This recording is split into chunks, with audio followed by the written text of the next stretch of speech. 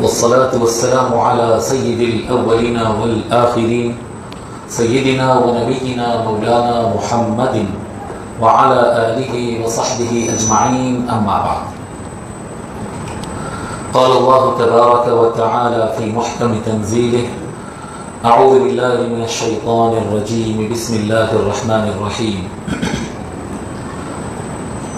إنا أرسلناك شاهدا ومبشرا ونذيرا لتؤمنوا بالله ورسوله وتعزروه وتوقروه وتسبحوه بكرة وأصيلا. صدق الله مولانا العظيم. محترم المقام علی جناب الحاج امین انصاری صاحب مدد ذلہم، مسجد میں موجود علماء کرام، بزرگ اور دوستو، السلام علیکم ورحمۃ اللہ. اللہ تبارک و تعالیٰ کا یہ عظیم فضل و احسان ہے کہ اللہ تبارک و تعالیٰ ہم کو آقا نبی اکرم صلی اللہ علیہ وآلہ وسلم کی امت میں پیدا فرمایا،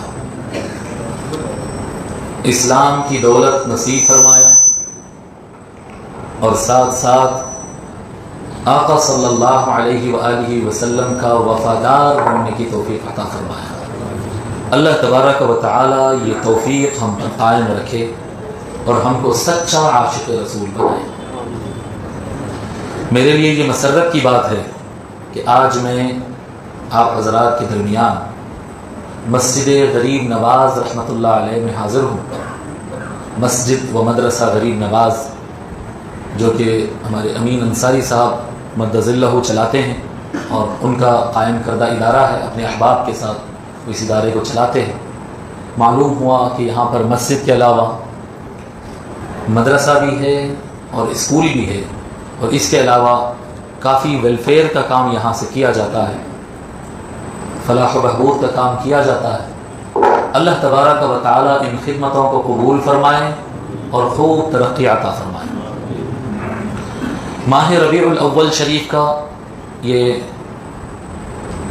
پہلی تاریخ ہے، اور آج پہلی ربیع الاول ہے، اور اسی مناسبت سے انشاءاللہ تعالی آج ہم حضور اکرم صلی اللہ علیہ وآلہ وسلم کے بے شمار فضائل میں سے چند فضیلتیں پڑھیں گے انشاءاللہ تعالی.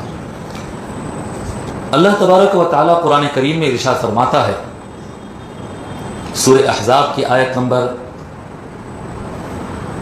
45، آیت نمبر 45. قریب کا نظر تھوڑا کمزور ہو گیا، اس لیے نمبر دیکھنے میں ذرا مشکل ہو رہی ہے. اللہ تبارک و تعالی سورہ احزاب کی آیت نمبر 45 اور 46 میں فرماتا ہے: یا ایھا النبی انا ارسلناک شاہدا ومبشرا ونذیرا. ابھی ہم جو پڑھنے جا رہے ہیں وہ آقا صلی اللہ علیہ وآلہ وسلم کی شان اور ہماری ذمہ داری. آقا کی عظمت بھی جاننا ہے، اور ایک وفادار امتی ہونے کے لحاظ سے ہم کو کرنا کیا ہے وہ بھی جاننا ہے. ٹھیک ہے یہ بات؟ جی.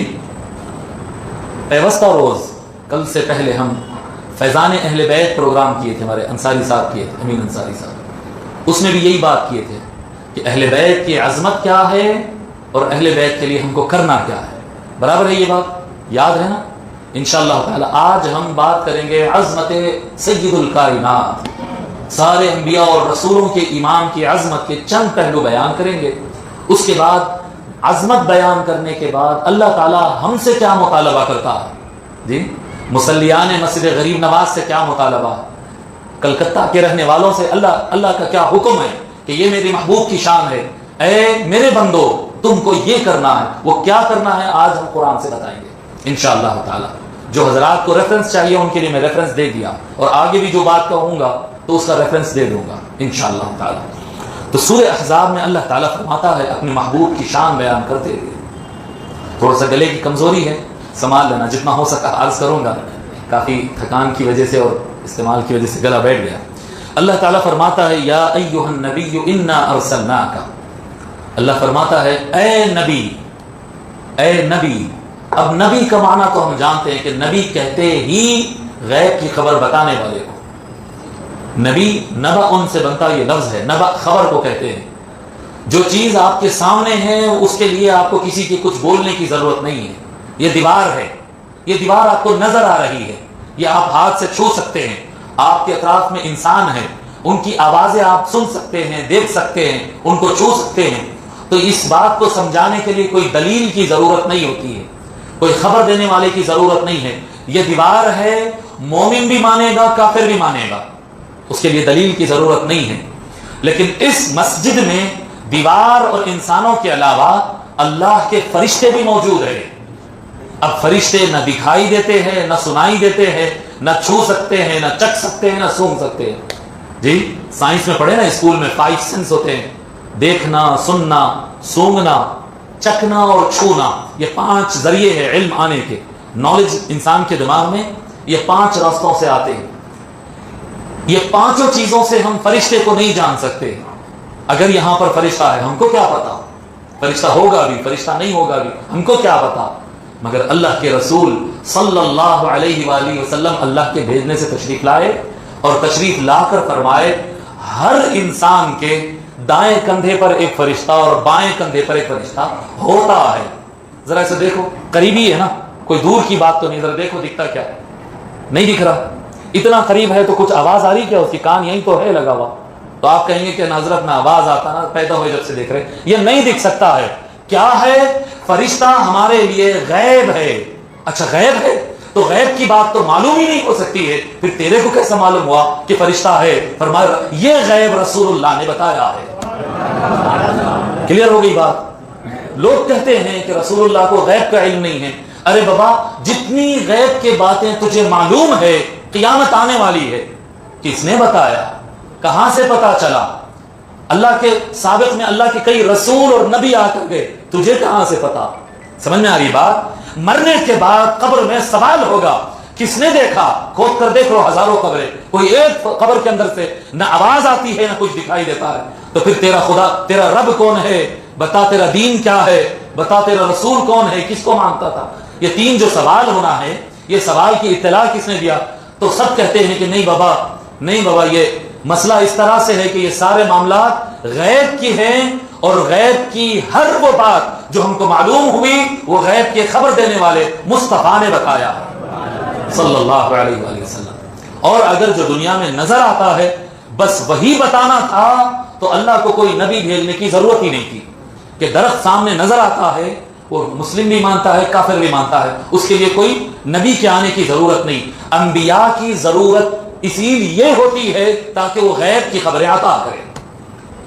اللہ کا ہونا بھی غیب ہے. اللہ ایک ہے, کس کو معلوم؟ دیکھے کیا جی, مسجد میں آ کر ہم کہتے ہیں ماشاءاللہ دیکھو یہ مسجد میں سو ہزاروں لوگ موجود ہیں, ہم دیکھ رہے ہیں, اس لیے کہہ رہے ہیں, اس لیے کہہ رہے ہیں. لیکن اللہ ایک ہے, 10 ہے, 100 ہے, 1000 ہے, کیا معلوم؟ ہم کو نہیں معلوم. پھر گواہی دے رہے ہیں نا, میں گواہی دیتا ہوں کہ اللہ کے علاوہ کوئی معبود نہیں. کیسا دے رہے ہیں گواہی؟ گواہ تو دیکھنے والے کو کہتے ہیں.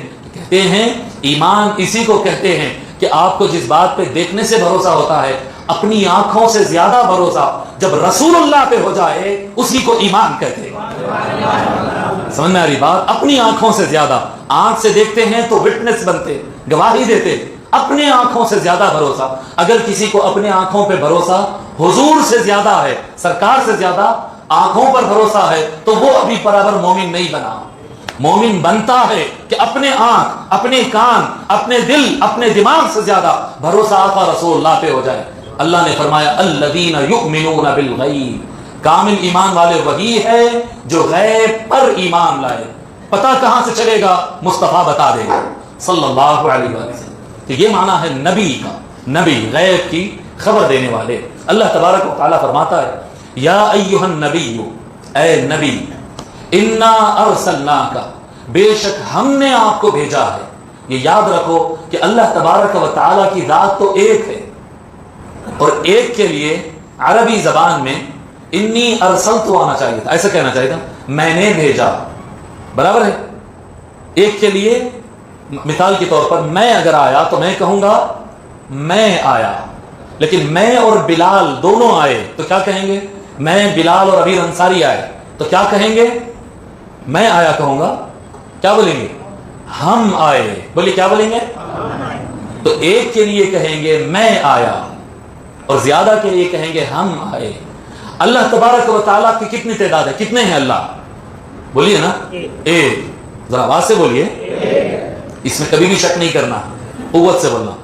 اللہ کتنے ہیں؟ ایک. اللہ ایک ہے, دو نہیں ہے, چار نہیں ہے, چھ نہیں, اللہ ایک ہے. تو اللہ ایک جب ہے تو یوں کہنا چاہیے نا, اے نبی میں نے آپ کو بھیجا. ایسے کہنا چاہیے, میں نے بھیجا. مگر اللہ تعالیٰ میں نے بھیجا نہیں کہا. اللہ تبارک و تعالیٰ نے فرمایا ہم نے بھیجا ہے. اللہ ایک ہے اور ہم کہہ رہا ہے.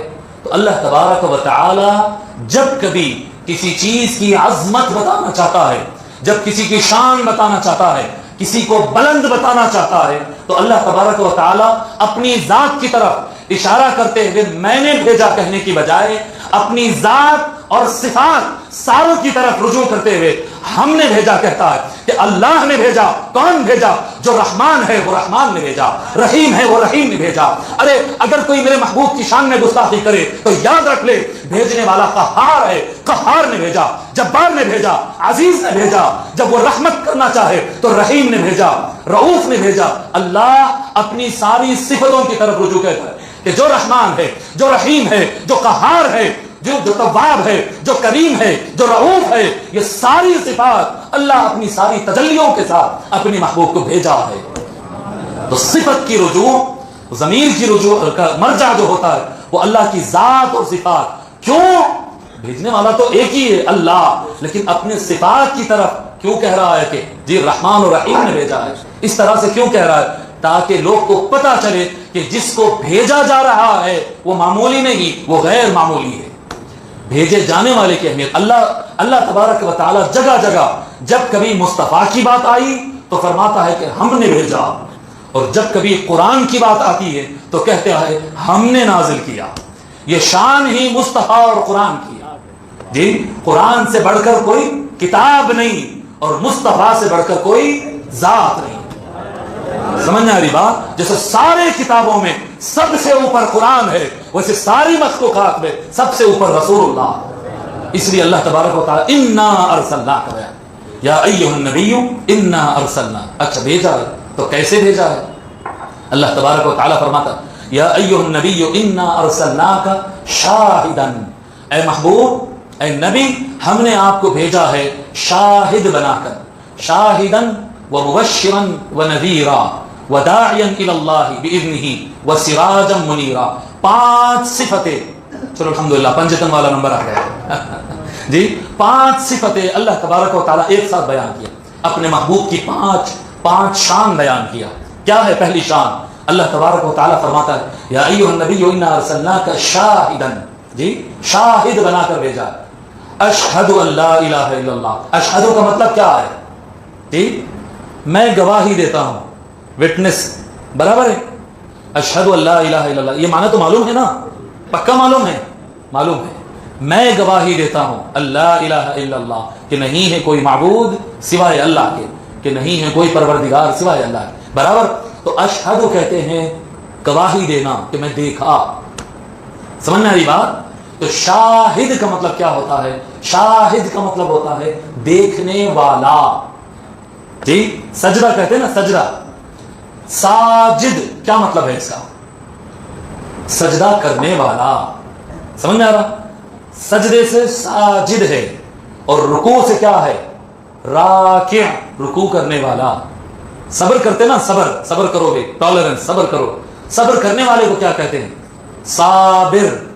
سمجھ میں آ رہی بات؟ گرامر سمجھ میں آ رہا عربی کا آہستہ آہستہ؟ جی سجدہ کرنے والا ساجد.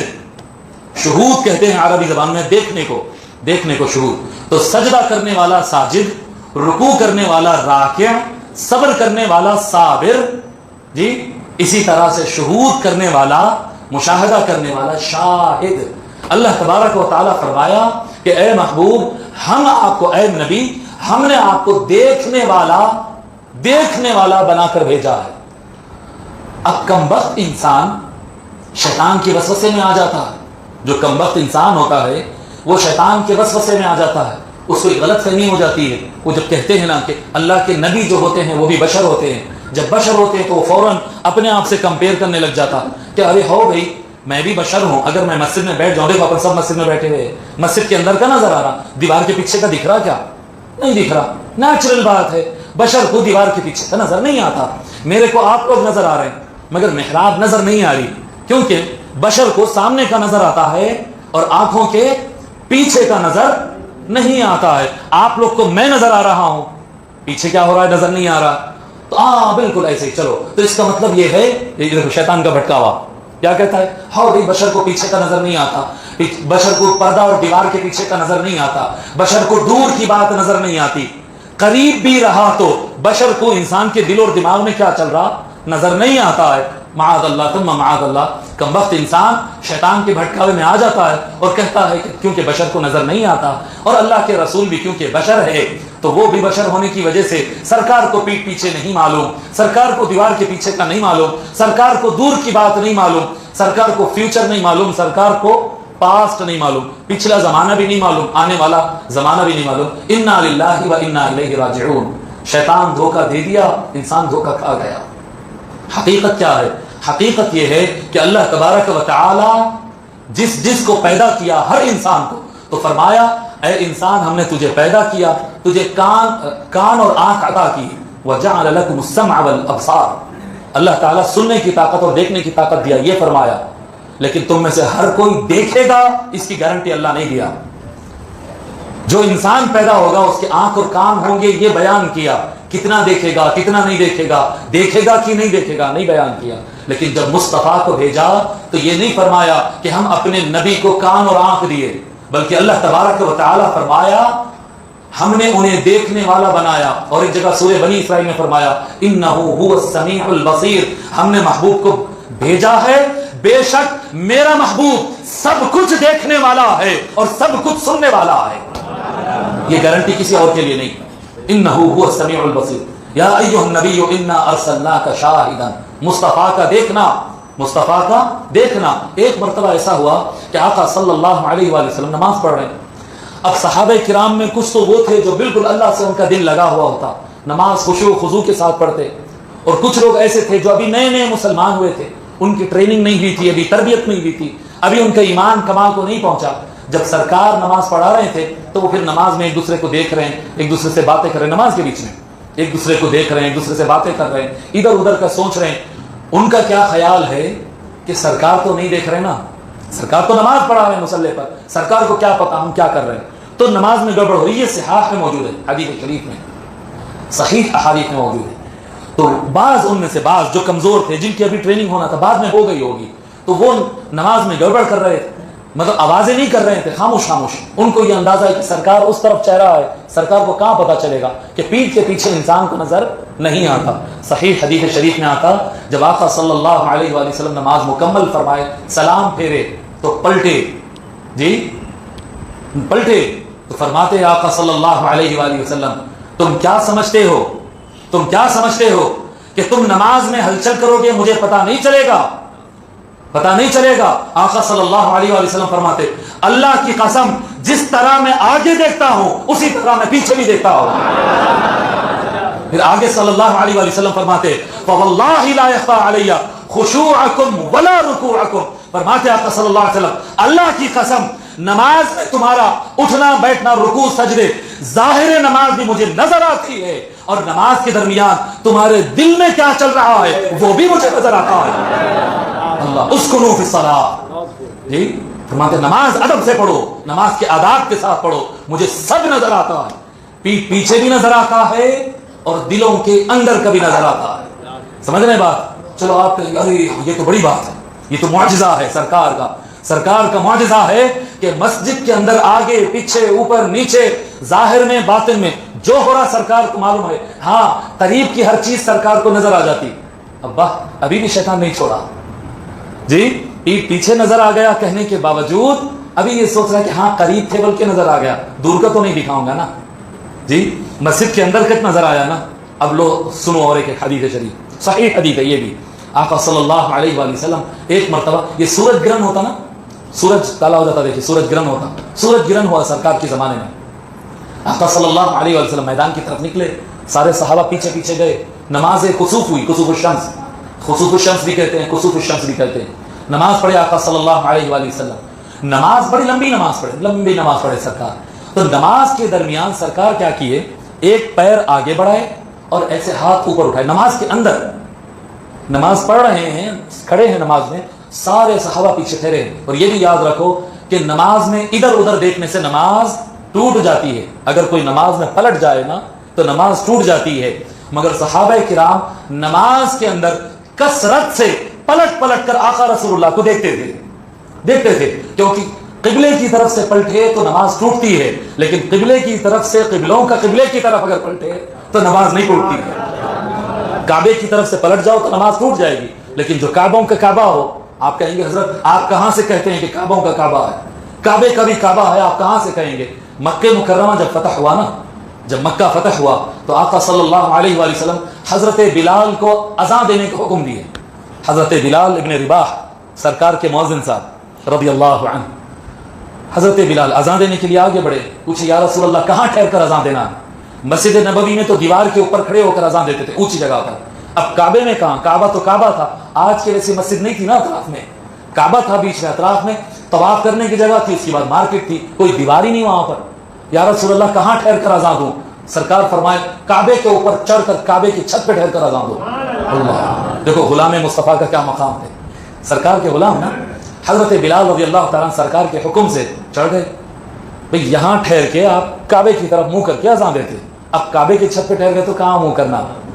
جی پورے جہاں نے دیکھا، سوالات صحابہ نے دیکھا کہ جب کعبے کے اوپر کھڑے ہوئے تو اذان دیتے وقت حضرت بلال کا چہرہ مصطفیٰ کی طرف تھا.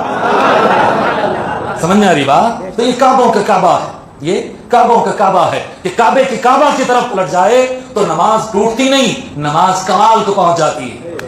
میری آپ کی نماز کعبے کی طرف، اور صحابہ کی نماز کے اندر چہرہ مصطفیٰ کی طرف. آپ دیکھیں نماز پڑھاتے ہوئے سرکار مسکرا رہے تھے. امام صاحب، یہ امام صاحب بیٹھے ہیں، امام صاحب اگر نماز کے دوران اسمائل کر لیے، مسکرائے، آپ لوگ کو معلوم ہوتا؟ کیسا معلوم ہوگا؟ مگر صحابہ کرام تو کہتے ہم جماعت سے نماز پڑھ رہے تھے، سرکار پڑھا رہے تھے، ہم نے دیکھا سرکار مسکرا رہے تھے. تو کیسا ہوتا تھا ہوگا یہ؟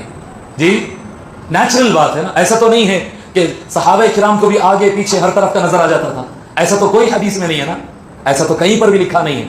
پھر کیسا دیکھتے تھے؟ صحابہ کرام سرکار کا چہرہ دیکھنے کے لیے اس طرح سے جھک کر، آگے بڑھ کر جھک کر سرکار کا مصطفیٰ دیکھتے تھے.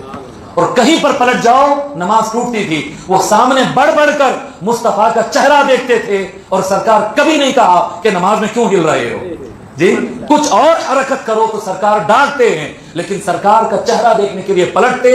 صحابہ روایت کرتے، سرکار کبھی منع نہیں کرتے کہ اس سے نماز ٹوٹتی نہیں، نماز مکمل ہو جاتی ہے. سمجھ میں آ رہی بات؟ تو آقا صلی اللہ علیہ وآلہ وسلم جب سورج گہن ہوا تو آقا صلی اللہ علیہ وآلہ وسلم نماز میں دوران نماز اپنا ایک پیر آگے کیے اور ایسے ہاتھ اٹھا کر اوپر ایسے دیکھے، اس کے بعد ایسے پیچھے ہٹ گئے اور نماز کنٹینیو کر لی. جب نماز مکمل ہوئی، دعا ہوئی، خسوف الشمس وغیرہ سب مکمل ہو گیا تو صحابہ جمع ہو گئے. عرض کہ یا رسول اللہ کیا نماز کے احکام میں ایک رکن بڑھ گیا کیا؟ ایک رکوع ہے، ایک سجدہ ہے، ایک تشہد کے لیے بیٹھنا ہے، تو یہ بھی ایک نماز کا ایک سٹیپ بڑھ گیا کیا یا رسول اللہ؟ جی ہم نے آپ کو ایسا کرتے ہوئے دیکھا. آقا صلی اللہ علیہ وسلم فرمائے نہیں، وہ نماز کا کوئی سٹیپ بڑھا نہیں. معاملہ یہ ہے کہ نماز پڑھاتے پڑھاتے میری نظر جنت پر پڑی ہے. قریب کا دیکھنے والے، جنت کہاں ہے صاحب؟ 7 آسمان کے اوپر عرش کے نیچے جنت ہے.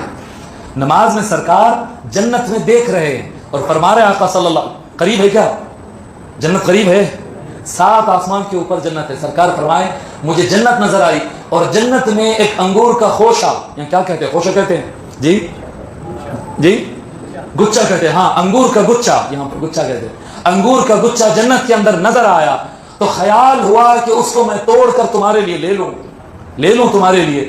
پھر مجھے خیال آیا کہ نہیں کرنا ہے یہ چیز، تو پھر میں اپنا ہاتھ واپس لے لیا.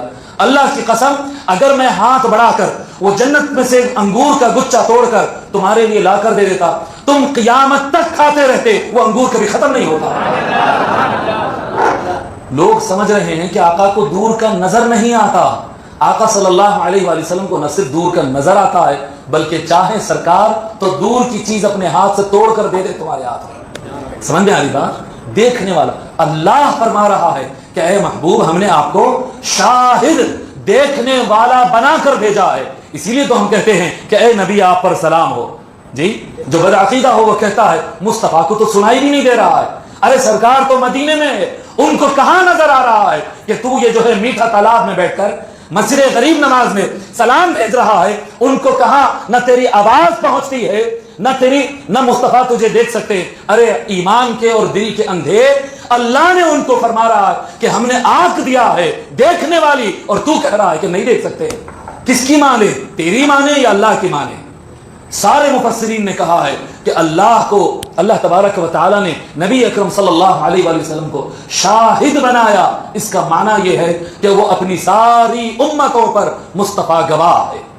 ساری امت. اور آقا صلی اللہ علیہ وآلہ وسلم فرماتے مشرق سے مغرب تک, زمین سے لے کر آسمان تک پوری کائنات کو اللہ تعالیٰ میرے سامنے ایسا پیش کر دیا جیسا تمہارے سامنے تمہاری ہتھیلی ہوتی ہے. آپ اپنے ہاتھ کو دیکھ لو کیسا نظر آ رہا ہے. سرکار فرماتے ہیں کہ پوری کائنات یہ ہتھیلی کی طرح مجھے کلیئر نظر آتی ہے. آپ کو ہتھیلی دیکھنے میں کوئی پرابلم ہے؟ اپنا ہاتھ دیکھنے میں کوئی مسئلہ ہے؟ سرکار فرماتے تم جس طرح سے اپنا ہاتھ دیکھتے ہو مجھے اللہ پوری کائنات دکھاتا.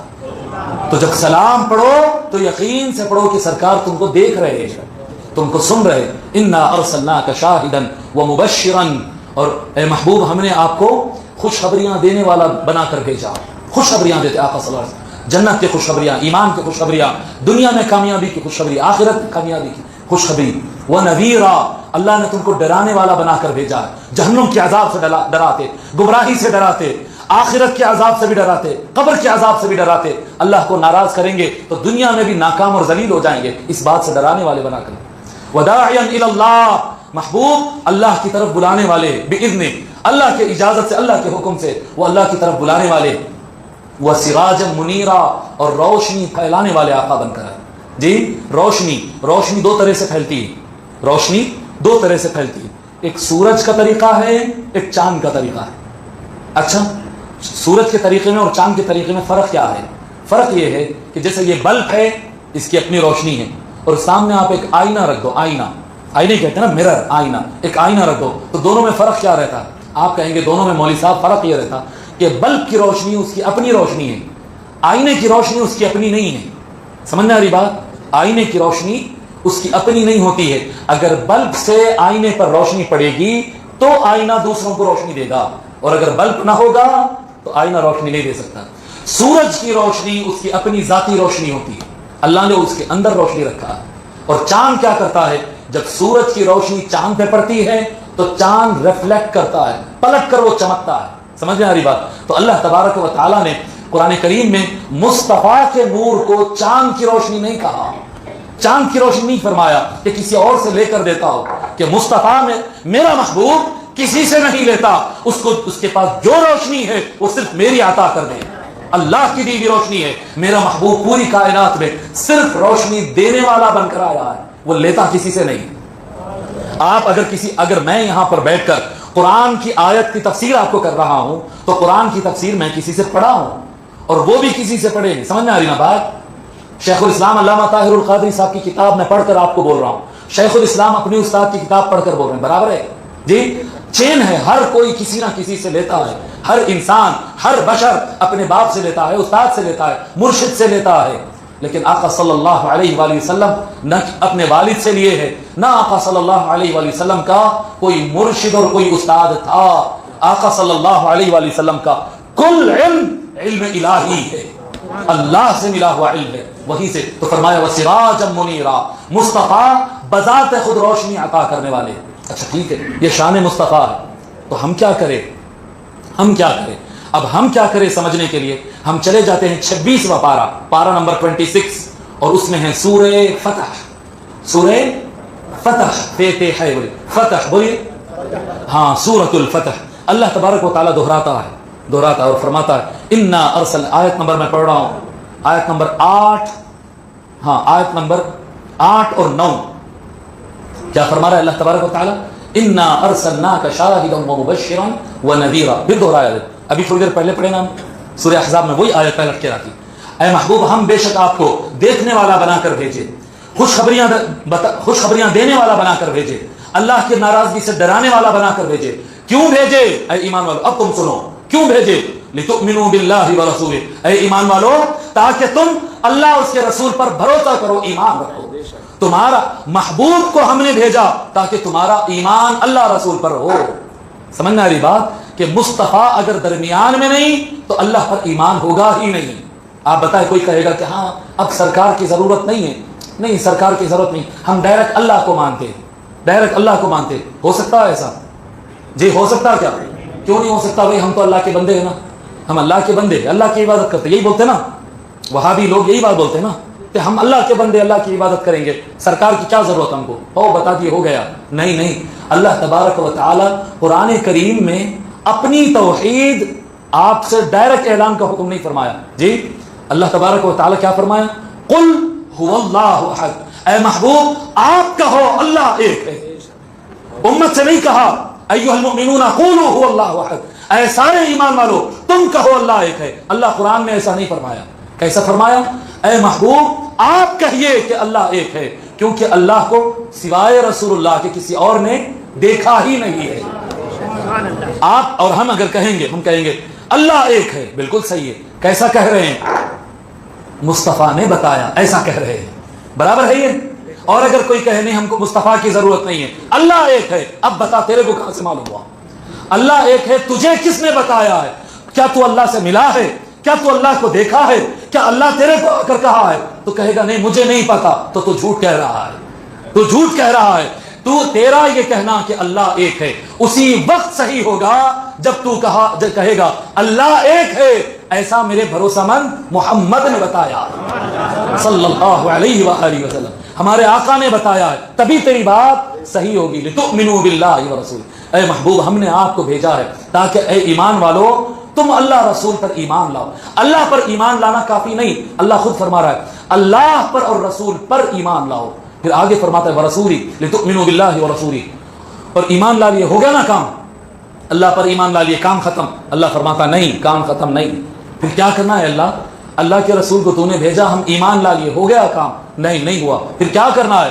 فرمایا وَتُعَزِّرُوهُ وَتُوَقِّرُوهُ وَتُسَبِّحُوهُ بُكْرَةً وَأَصِيلًا. 3 ڈیوٹیاں ہیں تمہارے. یا اللہ ایمان لانے کے بعد 3 ڈیوٹی ہے ہمارے, 3 ذمہ داری ہے, 3 رسپانسبلٹیز ہے. کیا کرنا ہوگا مولا؟ فرمایا لتؤمنوا باللہ ورسولہ وتعزروہ وتوقروہ. فرماتے ہیں مصطفیٰ کے ہاتھ پاؤں اور مصطفیٰ کے خادم اور نوکر بن کر مصطفیٰ کی عظمت بیان کرنا. لتعزروہ تعزیر کہتے ہیں کسی کی شان بیان کرنا, اس کا سپورٹ کرتے ہوئے مصطفیٰ کے خادم بن جانا, مصطفیٰ کی سنتوں کو پھیلانا, مصطفیٰ کی عظمتوں کو پھیلانا, سرکار کے جیسا سجدہ کیے ویسا سجدہ کرنا, سرکار جیسا کپڑا پہنتے ویسا کپڑا پہننا, سرکار جیسی بات کرتے ویسی بات کرنا, سرکار کی ہر سنت پر عمل کرتے ہوئے سرکار کی خدمت کرنا, اس کو کہتے ہیں تعزروہ. اچھا مولا ٹھیک ہے, یہ تو عمل کی بات ہو گئی کہ ہر سنت پر عمل کرنا, سرکار کی ایسی شان بیان کرنا کہ سرکار کی سنتوں کو اپنانا, ہو گیا مولا؟ فرمایا نہیں ہوا, ابھی اور ہے. اچھا اور کیا کرنا ہے مولا؟ تو فرمایا سرکار کی خدمت عمل سے کرنا, وَتُوَقِّرُوهُ سرکار کی عظمت زبان سے کرنا, جہاں جاؤ مصطفیٰ کی عظمتیں بیان کرنا. کوئی کہے کہ ہم سنت پر عمل کر رہے ہیں, کام ہو گیا, نہیں سنتوں پر عمل کرنا ہوگا. شان مصطفیٰ تقریر میں, نعت میں, اہتمام سے, میلاد سے, محافل نعت سے, ہر جگہ مصطفیٰ کی عظمت کا چرچا کرتے پھرنا تمہاری ڈیوٹی ہے. سمجھ میں آ رہی بات؟ اگر صحابہ کرام صرف نمازیں پڑھ لیے ہوتے اور کام ختم ہو جاتا تو سرکار صحابہ کرام کیا کہتے ہیں, نمازیں پڑھ لیتے, روزے رکھ لیتے, جہاد کر لیتے, حج کر لیتے, کام ختم ہو گیا. کہ صحابہ کرام اتنا کر کے رکے کیا؟ نہیں, ان کے سامنے قرآن تھا کہ تعزروہ کے بعد توقروہ, قدم قدم پہ مصطفیٰ کو فالو کرنے کے بعد زندگی کے ہر لمحے میں مصطفیٰ کی عظمت بیان کرنا. کیسے بیان کرنا؟ کبھی حسان بن ثابت کی طرح کھڑے ہو کر شعر میں بیان کرنا, کبھی مولا علی کی طرح کھڑے ہو کر تقریر میں بیان کرنا, اور کبھی صحابہ کرام کی طرح اپنی آنکھوں کو مصطفیٰ کے قدموں پر رکھ کر بیان کرنا ہوگا، اور کبھی مصطفیٰ کے وضو سے ٹپکے ہوئے پانیوں کو لے کر اپنی اور اپنے اولاد کے چہروں پر مل مل کر کرنا ہوگا۔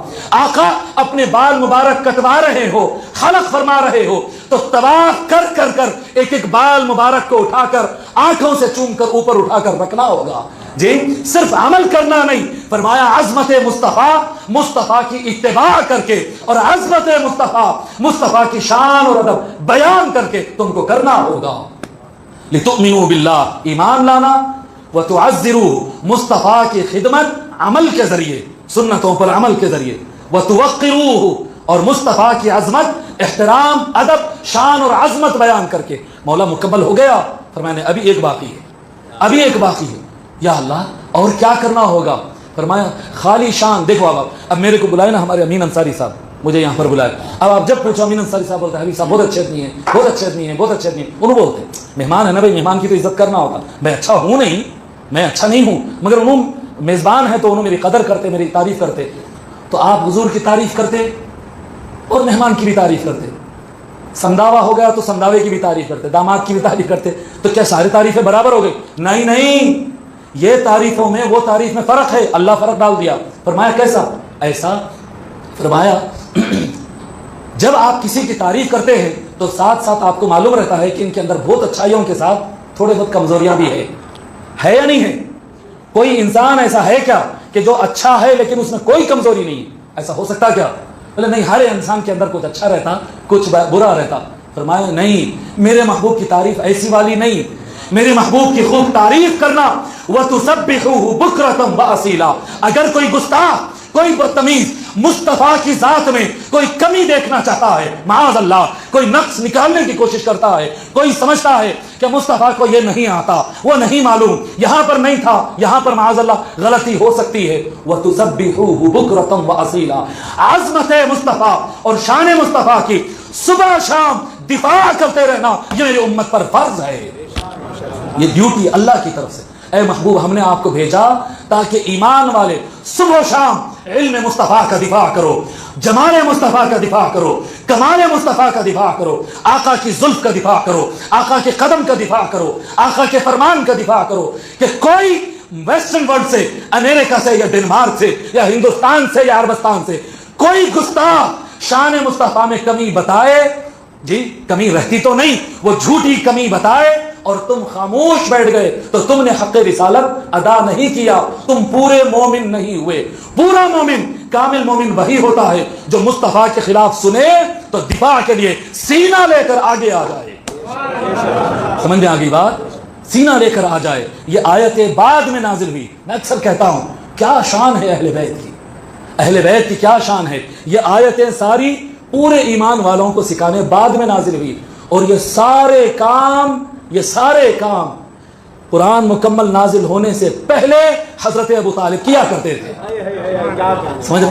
دفاع مصطفیٰ، کیا اللہ کا یہ آیت نازل ہوئی تھی اس وقت کہ صبح و شام مصطفیٰ کا دفاع کرو؟ یہ آیت نازل نہیں ہوئی تھی، لیکن حضرت ابو طالب کرتے تھے کہ ایمان کا کمال یہ ہے کہ مصطفیٰ پر ایمان لاؤ، مصطفیٰ کی اتباع کرو، ہر سنت پر عمل کرو، مصطفیٰ کی عظمتیں اور آداب بیان کرو، اور کوئی بدتمیزی کرے تو ہر بدتمیز کو جواب دیا کرو۔ یہ امت پر فرض ہے، یہ امت پر فرض ہے۔ اللہ تبارک و تعالی اسی کو فضل کریم فرمایا۔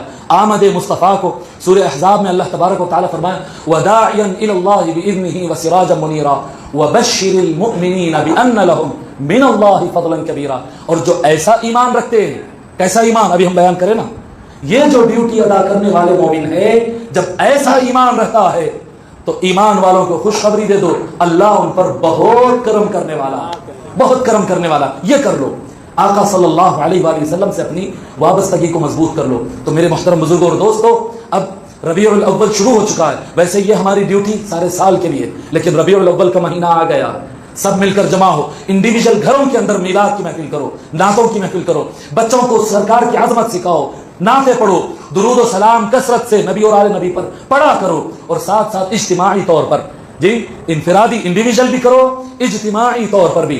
امین انصاری صاحب کی قیادت میں سارے محلے والے مل کر ایسا جشن میلاد مناؤ، ایسا جشن میلاد مناؤ یوں لگے کہ ہاں ان کی زندگی کی سب سے بڑی خوشی یہی ہے۔